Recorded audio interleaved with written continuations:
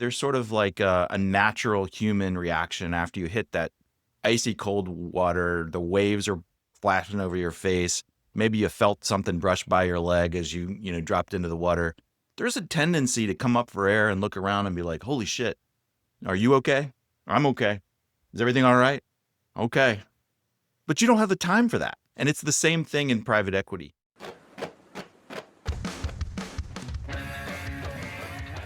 Oh yes, this is the Hardcore Marketing Show. I'm Casey Cheshire, your host for this epic journey. Today's show is sponsored by Ringmaster, on a mission to launch B2B podcasts that create relationships, generate revenue, and drive growth. Ringmasterlive.com. Bam.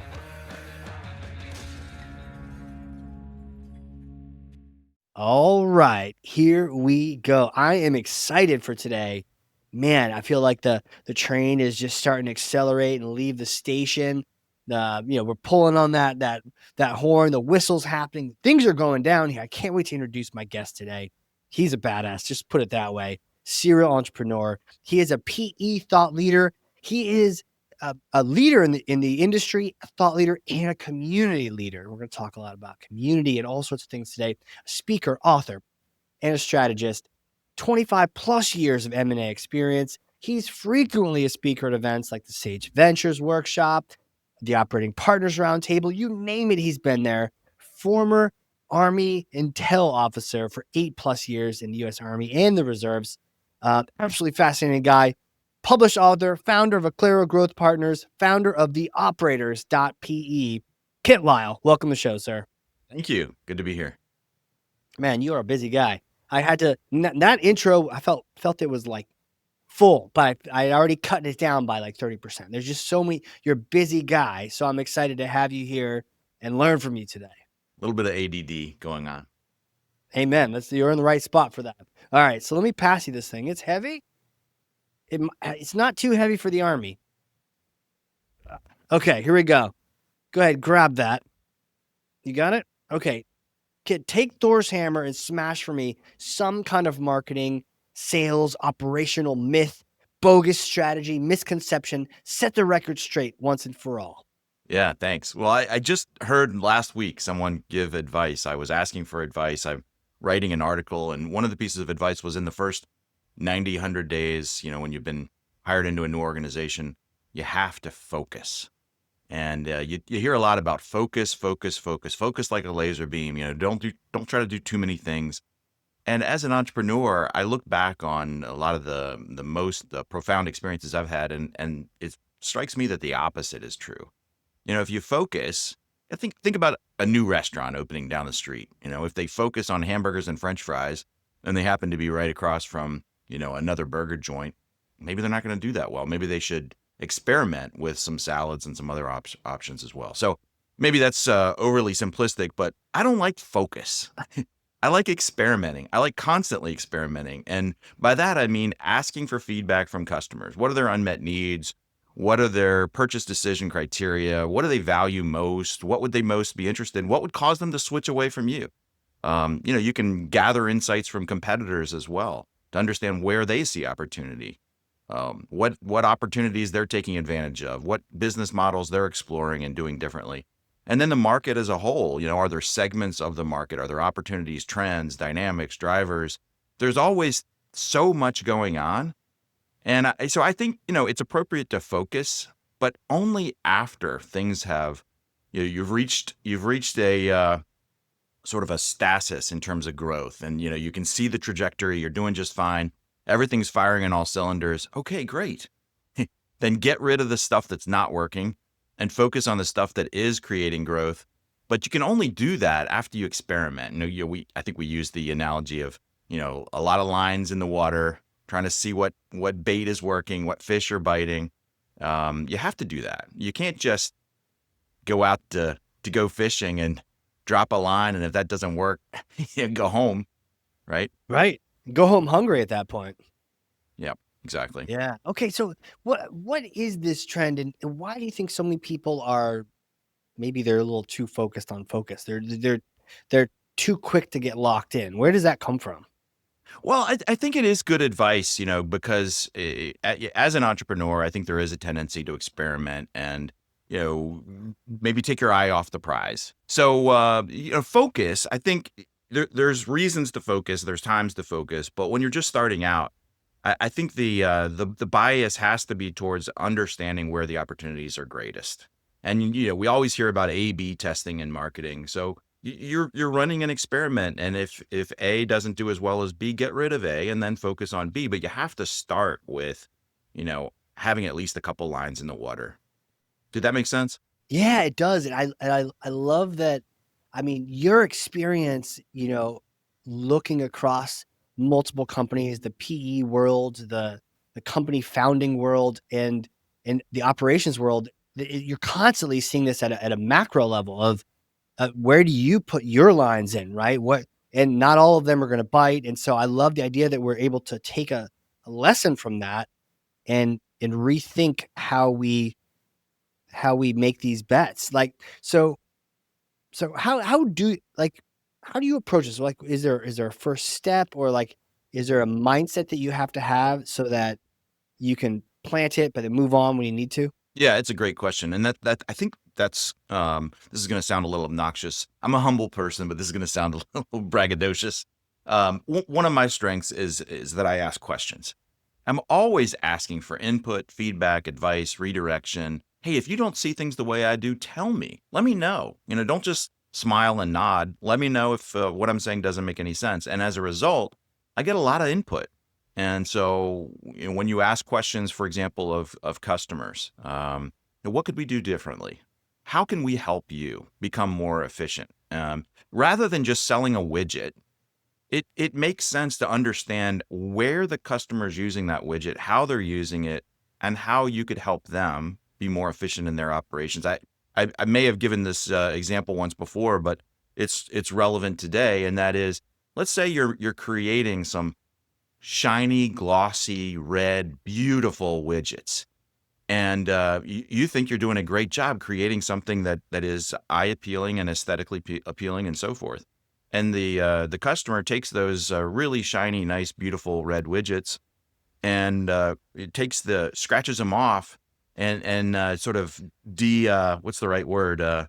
Gets rid of the shine, makes them dull, and applies them to their process. So in other words, you're creating an extra step of work for that particular customer just because you're assuming they want it to look pretty and fancy. Right, right. I put the marine red and gold on it. There you go. And then lo and behold, my customer comes off and, "What the hell is this? I don't need that on there." Or worse, they don't even Yeah. tell you, right? So you have to ask. Yeah. And so, if you were focused on creating shiny red widgets, maybe that's appropriate if you've asked all of your customers if they want shiny red widgets. Maybe you've got some prospects coming in the door that want shiny red widgets. That's great. But otherwise, you have to ask. In other words, in order to understand what the needs are, and maybe you can even continue to ask questions to understand how you can do things differently or better.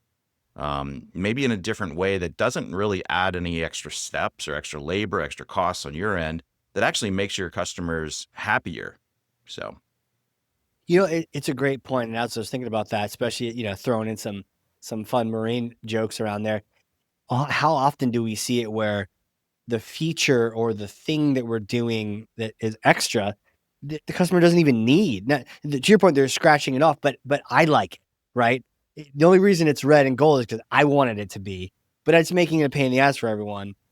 So instead, I hear you flipping the script, like, what do they need it to be? And right. asking them directly. I love that fact. You have to ask. I imagine this is not something that like a survey can come up with. Yeah, there are a lot of opportunities to have interactions with customers and prospects Yeah. that are maybe that enable genuine conversation, right? So it's not just, hey, I'm checking in, or I wanted to, this is our quarterly update. How are things going? But rather, I have some pointed questions I'd like to bounce off of you. One of our customers is using our products in this way. How would that work in your organization? Does that resonate? Is there something else that we could be doing similar to that? Or, hey, our competitors down the street are doing something. it's kind of novel and interesting. To some extent, we have a little bit of a respect for their innovation. We could do something similar for you. What's your reaction to that? Would that be helpful? Now, it's going to cost a little bit more, but would that add value for you in your organization? Having those sorts of qualitative, interactive conversations with customers can be really helpful. And you sort of always have to have your eye on what else, or what is an unmet need that we're not doing well, or what could we do better, or what if you had to prioritize, right? For some customers, it really does truly boil down to price. And if that's your game and you're efficient and you're focused on price, fantastic. But if some of your customers are really wanting, a high level of customer service and interaction, maybe your organization is not set up or equipped to facilitate that, or at least to facilitate that as well as they expect, or as some competitors can do. So you have to realize that, figure it out, back away, and refocus on customers that are going to value you more. So it's all about really understanding how you can position yourself most effectively, which gets back to the notion of experimentation and not focusing first. Well, this is such a, and I feel like this is the question episode. To your point, I don't think it's braggadocious at all around asking good questions. I mean, it's so powerful. I experienced this the other day where we're building out new tiers of service at our company, and I'm really excited about this new second tier, and I shared it with one of my favorite customers, and and I got some feedback like, oh, definitely don't add that cost in there, separate that out.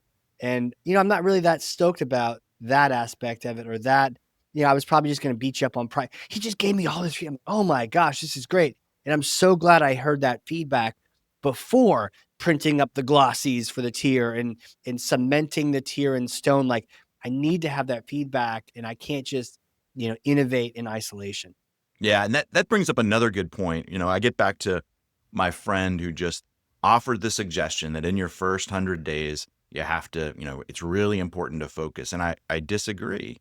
And one of the reasons that I disagree is, if it's your first 90 or 100 days inside a new organization, what do you know about the core competencies or the value proposition or why customers choose you? So it gets back to asking good questions, understanding not only what the needs and interests of your customers and prospects are. They'll be a little bit all over the map, probably, but also aligning that with what are your areas of competence? What are you particularly good at within your organization? And I use the word alignment. My suspicion, unfortunately, is that in most organizations, if you survey the senior level management team and ask them, hey, what are you best at? What are you known for? Why do customers choose you? What do you think? Is everybody going to say the same thing? Typically not. Typically, you're sort of all over the map. So, the first step is to figure out truly, honestly, sincerely, what are you good at? And then secondly, what is it that customers want and need? Or maybe more appropriately, which customers, which prospects value the same things that you're definitively good at?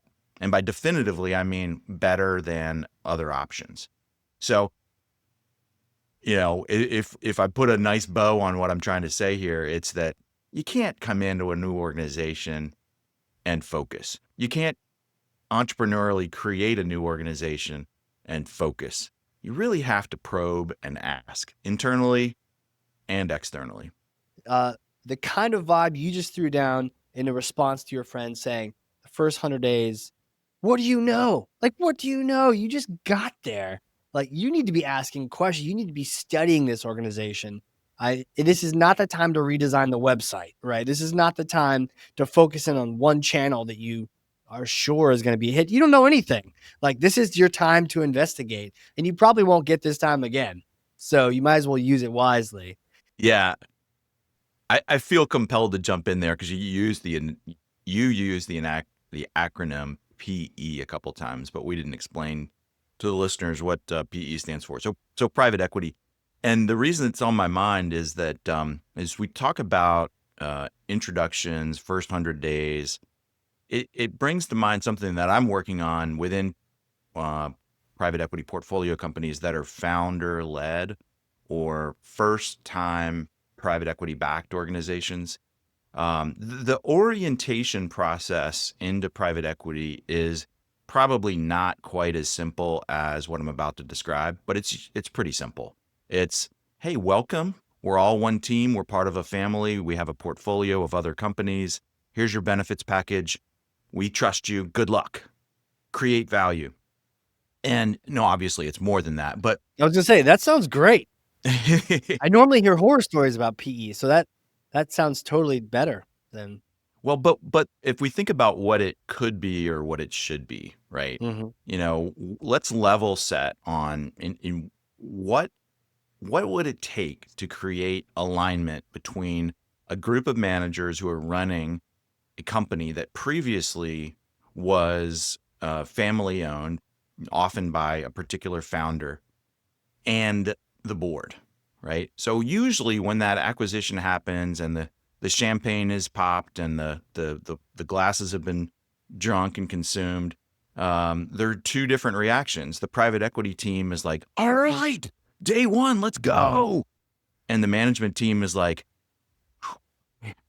that was like 6 months of agony, all that diligence. It's finally over. Whew, we can breathe.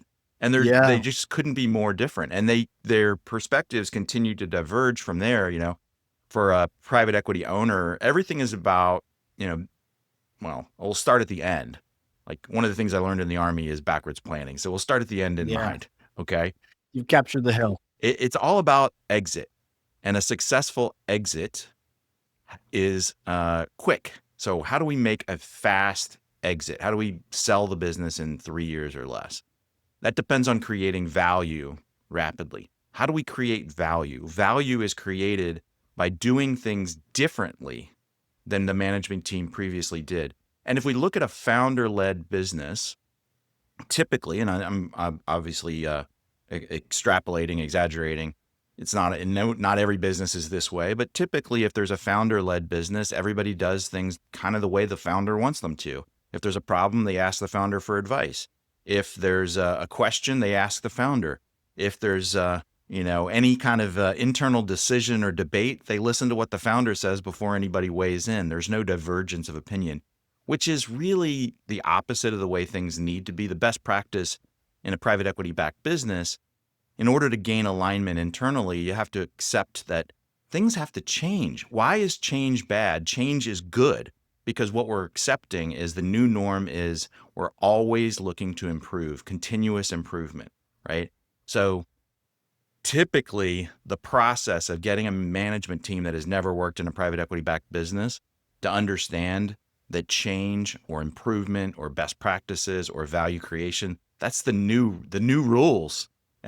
Getting them to understand that is not easy. So I'll just pause there. Yeah, because I'm sure there's a million sacred cows. There's a million best practice. This is how we've done it, and it's worked. Yeah, what's wrong with the way we did things before? I mean, obviously you bought our business, you believed in it. Yes, but now we need to grow it and create value at 3 times a more a higher pace. Yeah. And how do you know? But how do you know they're right? That things have to change. Maybe things are just groovy. I guess if they were groovy, you would have exited an IPO and you'd be a unicorn, right? Yeah, I mean, it's a great point, and a lot of management teams don't understand that. And so I think the way I typically connect the dots is to say, when Bill owned the company and you reported to Bill, Bill was the founder, and everything was kind of working well, the definition of success is that Bill's happy. How is Bill happy? Bill's making a couple $1,000,000 a year. If Bill's making a couple $1,000,000 a year, everything's good, and he's generous to the team and everybody understands their job, everything's fine. Well, Interesting. all of a sudden, when a private equity group owns the company, we're not worried about Bill. We're worried about the limited partners, the investors, because the board of directors has told those investors that, hey, we're going to be exiting this business in approximately 3 years, maybe 4, 5 if we're not as successful as we'd like to be. In other words, we're going to be returning money to you. In order to return money and have a good ROI, return on investment, we have to do things differently than Bill did. So everything you did under Bill was great. You did exactly the right thing. You kept Bill happy. You now have a new boss, you have a new owner, and your new owner wants you to do things better, faster, more efficiently, more effectively. You don't have to necessarily work harder, work smarter. We're trying to create value more efficiently. So it's so when I describe things that way, people's eyes are usually like, "What? Oh, that's a lot." And it is. And that's why I get back to the point of when a private equity owner celebrates day one with the management team, it's like, you got this. We're all on the same page. Go get them. But there's never an alignment on communication, expectations, Yeah. governance, and reporting expectations.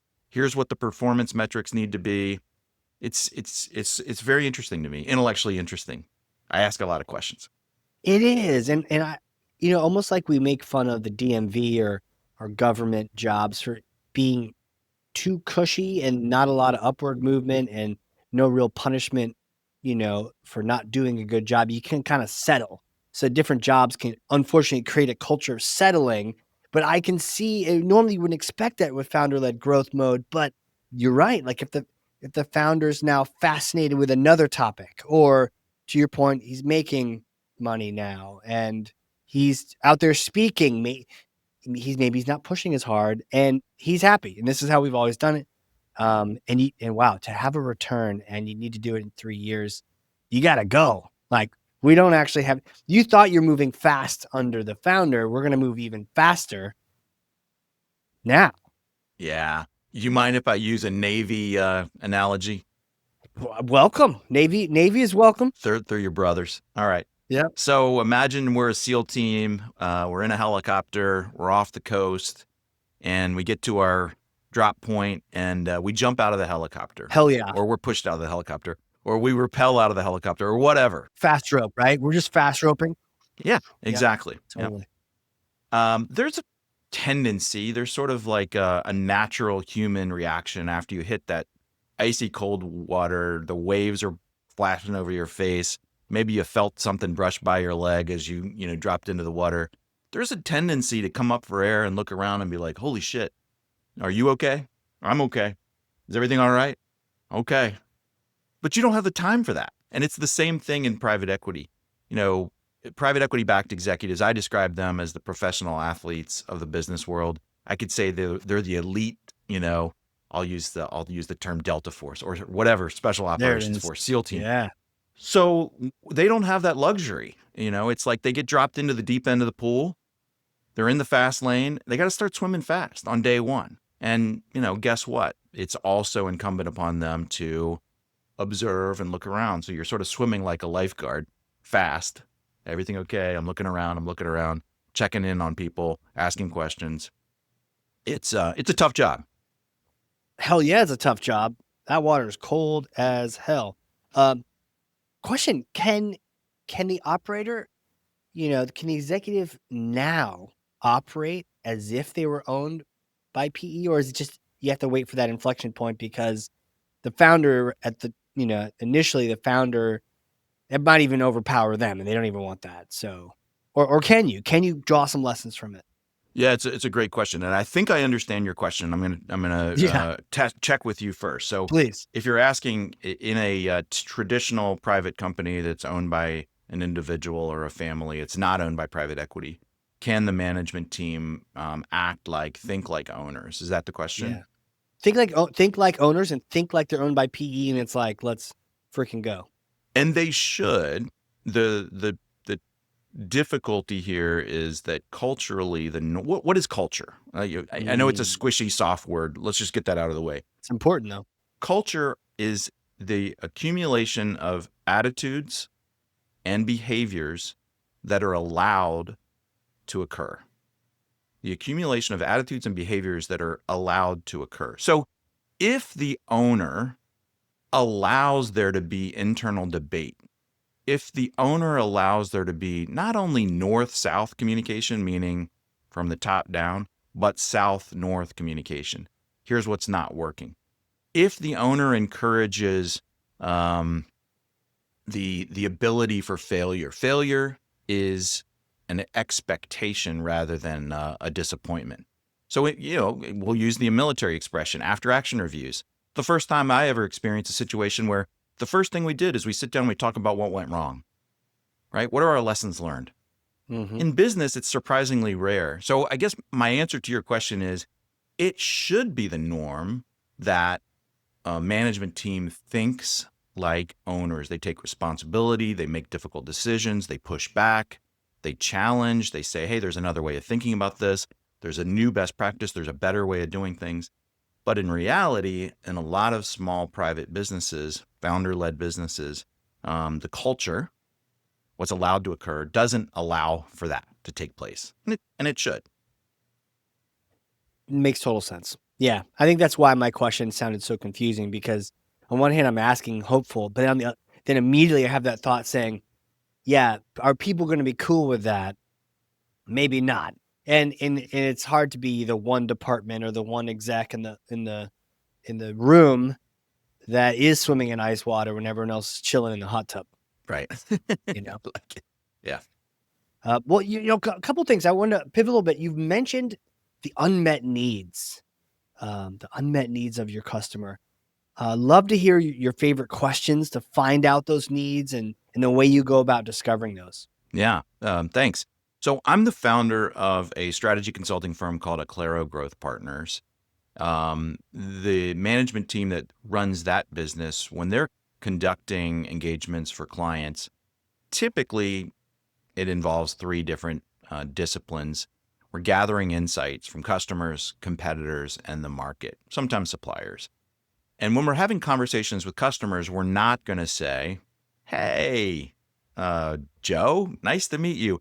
I understand you're a customer of XYZ manufacturing. We would not do that, right? Because Yeah. immediately the reaction is, I'm going to tell you what I think you want to hear, or I'm going to tell you what I want you to hear, which is lower your prices, no matter what.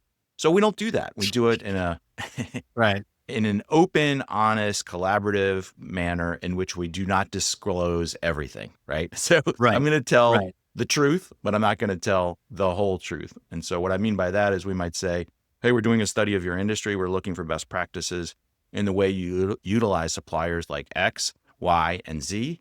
Those are the kinds of organizations that we're studying right now, and they do things really differently, right? Some of them focus on, I'm just making this up, of course, some of them focus on being price leaders. Some of them focus on quality and appearance, and some of them really focus on service and interaction. So, how do you choose? What are the factors that you use to select a supplier like this? And Yeah. in order to engage them in a conversation, I usually have to share. In other words, if I just call you up out of the blue and start asking questions the way I like to do, you're probably going to say, I don't know what this is for. I don't have time for this. I got a lot going on. What's in it for me? Well, I'm going to tell you right off the bat what's in it for you. I'm going to share with you what I'm hearing from all the other conversations that I'm having. So let me bounce a few thoughts off of you. If things could be better in your organization, would it include, and you can kind of throw out some ideas to prompt them. And the most important thing here is that depending on how they respond, let's say hypothetically they say, yeah, everything for us is about service. Oh, okay, great. Well, tell me more. What does that mean? Like, in what form? In what format? How often?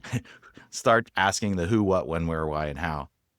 So that's really, when you think about it, the conversation from there can go to, okay, well, I have no idea. Maybe this is a little bit of a white lie. I don't have any idea who you're working with, but what are you not getting that you would like to receive from any of your vendors? In a perfect world, what would they do differently or better or more efficiently? What would they do in a more robust way? And so the benefit, candidly, that I would have in asking those questions is that I'm a third party. They don't really know who I am. They don't know what affiliation I have. So when you, as a salesperson or a CEO, reach out to that customer, you can ask the exact same questions, and if you convey a sense of sincerity, genuine interest, collaboration, you might get some good answers. It might be a little more challenging for you than it is for me because I'm, again, removed from the situation. Removed. Yeah. Yeah. Um, I've heard that man, it's what a challenge though. Like, cause I want to know that information, Um, I guess it can't hurt to ask, but there also is that value to having that third party, someone removed from certainly not the sales rep involved, right? But someone else involved asking that question. Yep, absolutely.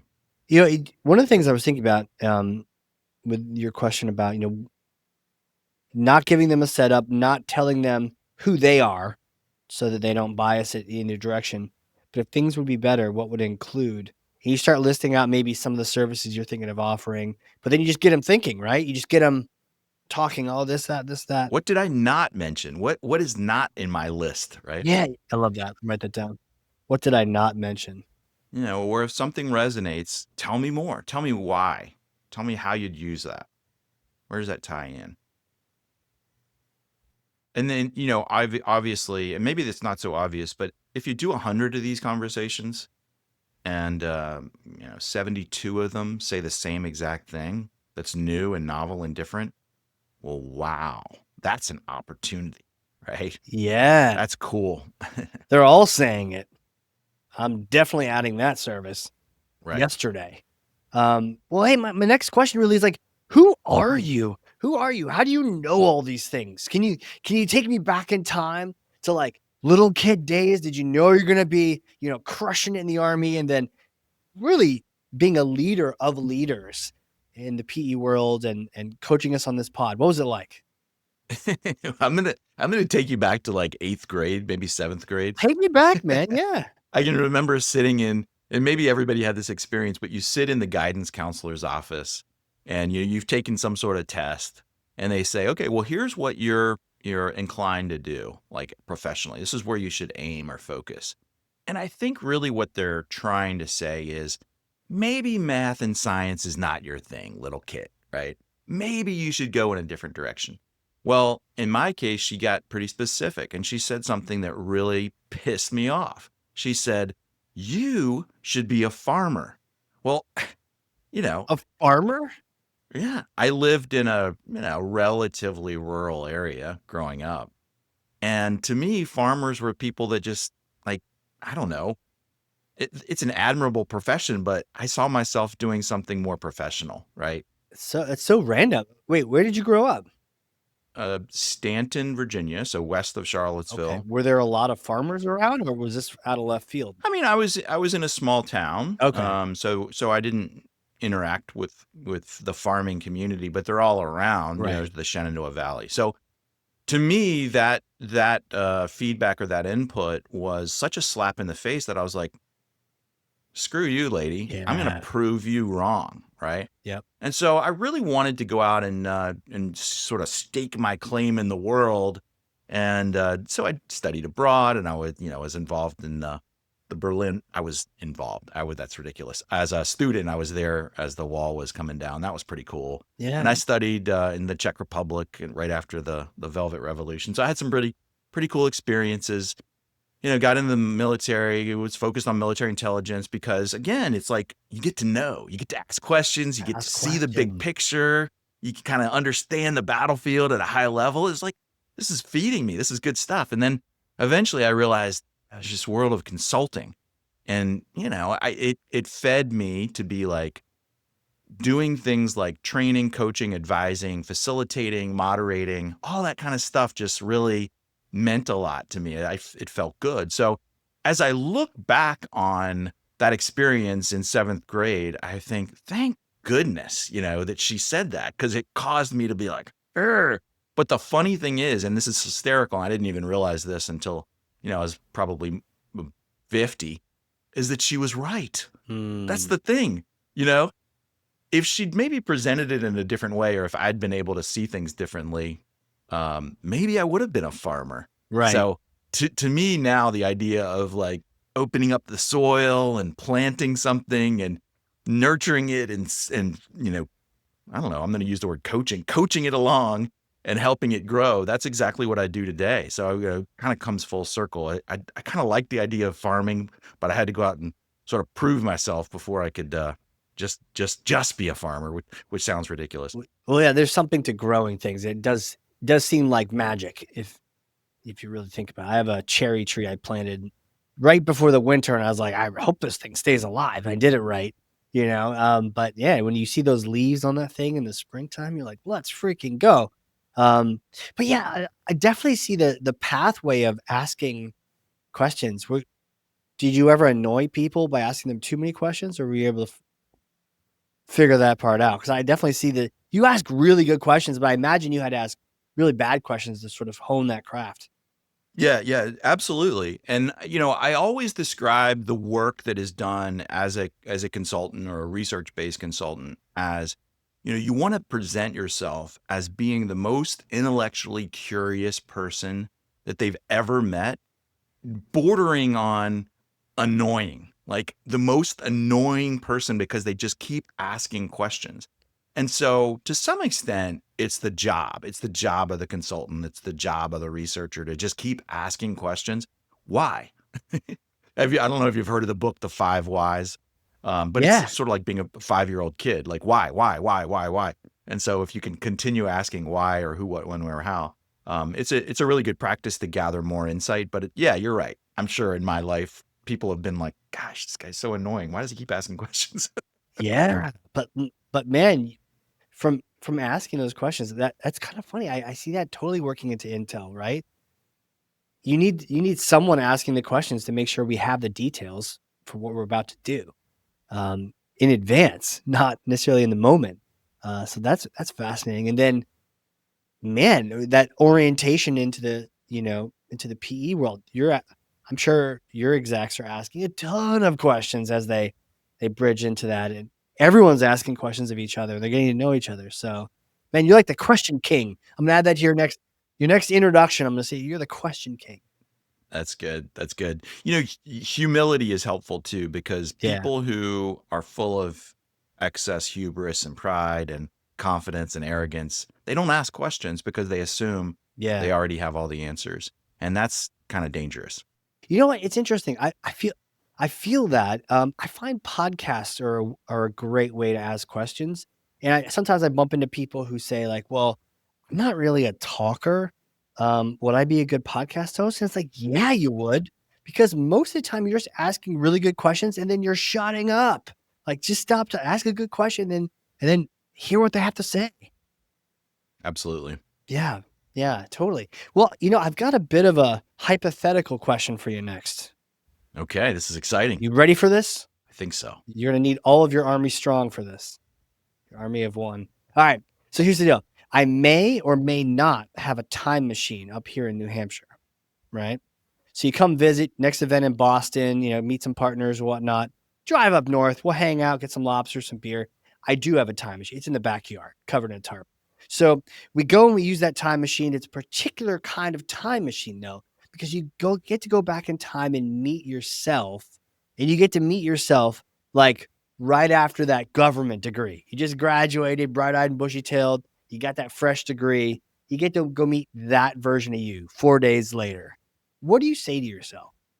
Yeah, love it. I'd probably say the qualities and characteristics that got you to this point, drive, determination, intellectual curiosity, they're good enough. Like just use those, leverage those, focus on your skills, and being intellectually curious, I think, is one of those things that, in my particular case, has really served me well. And at this stage, at this stage, we'll just leave it at that. I'm certainly leveraging that curiosity. I've created a community of private equity backed executives called the Operators, and almost every day we have a new discussion group that meets. And I don't know that all of this would be possible. The community, the discussions, the networking, if I weren't genuinely curious about not only getting to know people, but just like learning more about the skills of being an operator, a private equity backed executive. Yeah. So it's served me well. Yeah, it's fascinating that you had the tools and you had the skills even then. It's like just giving yourself a chance to say, "Hey, no, you got it. Roll with it." Like, double down on those strengths. I think sometimes we can get really focused on weaknesses, but it's like, man, you got this skill no one else has over here. Go for it. Use that. Leverage it. Right. Exactly. Yeah. Powerful. Well, you mentioned the operators in Acclaro. How do people contact you? Where do you want them to go? How do you want them to reach out?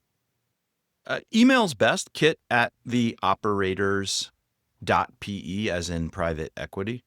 My LinkedIn profile can be found. It's Kit Lisle is my name, and I don't think there's too many of us males named Kit, so it should be relatively easy to find me. I don't know. I'm telling. I think Kit's that's definitely a male name, just like Casey is too. You know, Yeah, you heard it there here. you go. We said it on a podcast, so it's God's honest truth. It's just how it is. Okay, so reach out to the and who should go here? Where Claro and the operators. Where do you want people to go?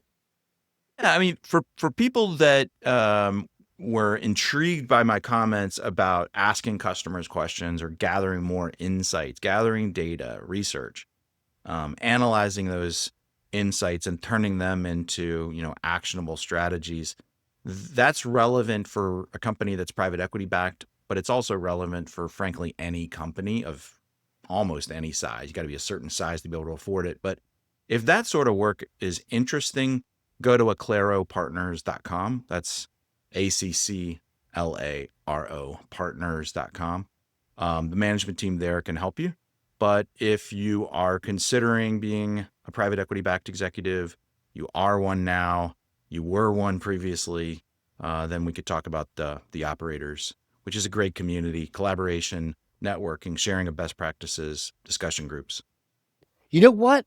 I just want to say, like, absolutely. I feel like today was a master class, and I just want to thank you so much for coming on here. I mean, everything from the unmet needs, when to focus, when to cut the line, when to put multiple lines out. Right? Man, what a good, a master class this is. I feel like you need a book all about questions and asking really good questions and getting into it. And with that, thank you. Oh, thank you. I appreciate it. It was a good conversation. Thank you very much. Hell yeah. For those listening, if you learned something, and I freaking know you did, because I literally have 2 pages of notes over here, front and back, then share this with someone else. 1 person, 9 people, 3,000 people. Hey, 3,000 sounds cool, but even 1 person is thought leadership. Good information to someone else's hands. Who needs to hear this? Do you have a friend? Maybe this is you. You're listening to this and you've got 1 line out there. Maybe you're focused when you need to be asking questions. You need to be exploring. Give this episode to that friend. Share this episode. Throw it in the comments, and Kit and I will hop in there, and we'll just go to town, and we'll be chatting it up. So, anyways, get this information out there. And with that, Kit, thank you again, sir. Thank you. Take care. All right, everyone. This has been a crazy cool, very exciting episode of the Hardcore Marketing Show. We will see you all next time.